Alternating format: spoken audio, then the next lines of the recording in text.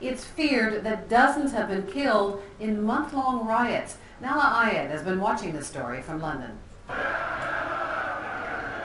For a second day, the trouble in Tunisia spilled onto the streets of the capital. Mostly young men and women filled the avenue of freedom to demand theirs. What they got instead was tear gas.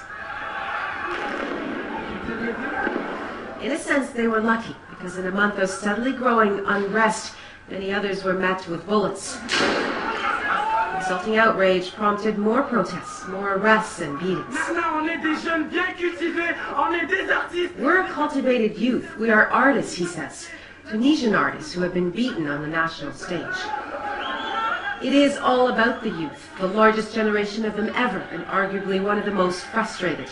Short on jobs, opportunities, and political freedom, full of anger over blatant corruption, and a president whose hold on power has lasted 23 years.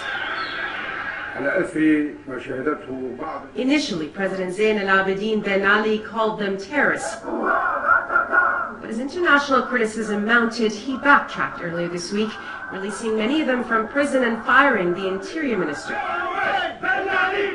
But protests inside and outside Tunisia continued, including here in front of its embassy in London. What we need is justice and democracy like everywhere. Tonight, the president called on the armed forces to stop firing on protesters. He also ordered that prices of food basics be lowered. But most significantly, he promised he wouldn't run for president again. It's what the protesters have been pushing for, but they may not have the patience to wait until his term ends 3 years from now. Nala Ayed, CBC News, London.